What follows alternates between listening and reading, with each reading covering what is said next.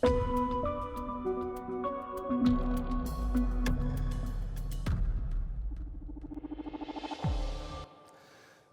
добре дојавте во темата на неделата на Слободна Европа, во која зборуваме за проширувањето на НАТО на Балканот, за македонските аспирации и за противењето на Русија. Имено здивот на Москва е се посилен во регионот. Црногорците очекуваат покана за влез во НАТО на самитот на Алијансата во мај годинава. Но, иако, како да беше завршена работата, неколку пречки се уште треба да бидат надминати. Меѓу нив е и силното противење на поранешниот црногорски сојузник Русија. Гоце Атанасов. Додека се чека Американскиот сенат и уште 3 други членки на Алијансата да го потврдат приемот на Црнагора во НАТО, официјална Подгорица ја обвинува Москва дека покренала драматичен заговор да го смени овој курс на земјата.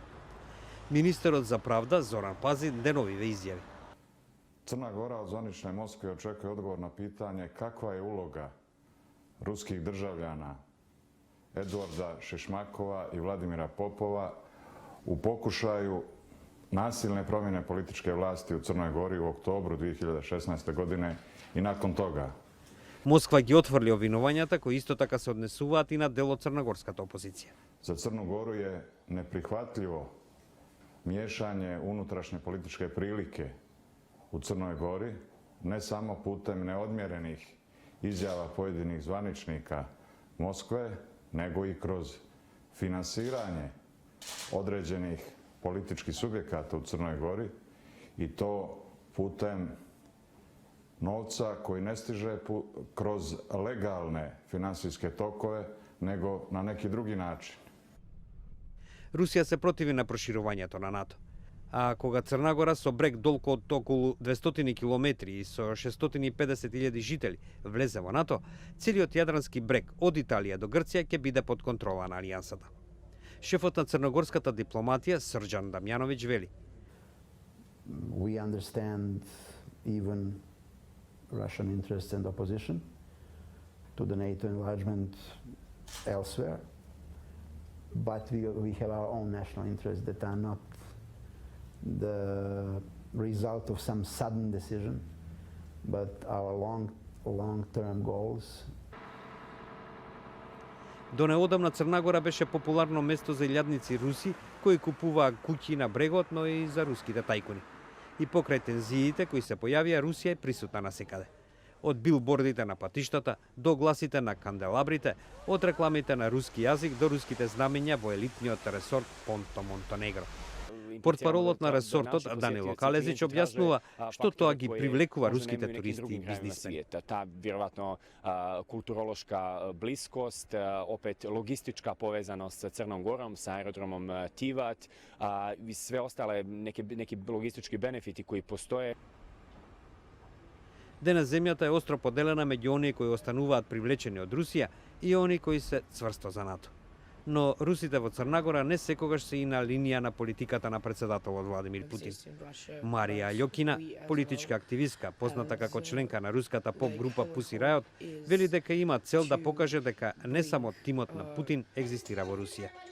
Во моментов таа е во руската колонија уметници во Котор. Македонија пред 25 години го започна патот кон НАТО. Пред 8 години беше многу близко до членството, а сега како да е многу далеко. Покај проблемот са името со Грција. Проблем стана и внатрешните реформи на земјата, а сега тука е и Русија. Марија Митевска и Горан Стефановиќ. Во последно време може да се забележи дека Русија се повеќе се интересира за ситуацијата во Македонија, иако во минатото тоа и не беше случај. Рускиот амбасадор во Македонија се почесто го има во јавноста, а беше и на средби со лидерите на ВМРО, ДПМН и ССМ, со кои разговараше за политичката криза. Во континуитет стигнуваат и соопштенија од Руското министерство за надворешни работи, во кои се коментира развојот на настаните во земјата, на што се должи ненадејниот интерес на Москва и како тоа може да се одрази на интеграцијата на Македонија во НАТО, бидејќи токму првиот човек на Алијансата, генералниот секретар Јенс Столтенберг, изрази такви стравувања. Балканот секогаш бил во една тешка ситуација затоа што секогаш се наоѓал во центарот помеѓу одредени сили и секогаш на некој начин условно битките се воделе тука, меѓутоа не се воделе битки за нас, туку се воделе битки на големите сили за да исправат некои работи, па така и секоја криза можеби големите сили ја користат за да добијат нешто на нивното конто и на нивната сметка. Сега, за да конкретно да ви одговорам на прашањето, не може толку Русија да не оддалечи од тој пат колку што самите се оддалечуваме од тој пат. Значи, доколку работиме посветено, без разлика на политичката криза и на се што ни се случува во државата, доколку си ги завршуваме домашните и реформите, ние би останале секако на тој пат. Секако проблемот со името со Грција останува, но како што поминуваат годините, ситуацијата со интеграцијата на Македонија во НАТО се комплицира, додава Джугуманов. Не можеме да застанеме на она што бевме во 2008. Ние викаме да, се не е решено освен името. Не е се решено. Многу работи се менуваат, многу работи, еве самите видовме дека во едни услови кога бегалската криза, кога имавме проблеми на јужната и на северната граница, полицијата не можеше да ги сноси сите одговорности. Тука кој дојде прв? Армијата. Значи, без разлика што нивниот буџет е толку низок, тие беа толку мотивирани, толку изработеа добро, меѓутоа секогаш е тука финансиската мотивација и финансискиот елемент кој би носил уште подобра армија и поголема модернизација. Македонија го започна патот кон зачленување во НАТО пред 25 години. Блиску до членство беше во 2008 година, кога беа исполнети сите критериуми, а спорот за името беше единствениот проблем. Тоа беше се во ова издание на темата на неделата на Радио Слободна Европа, во која се осврнавме на проширувањето на НАТО на Балканот. Следете не на slobodnaevropa.mk и нашите социјални мрежи. До гледање.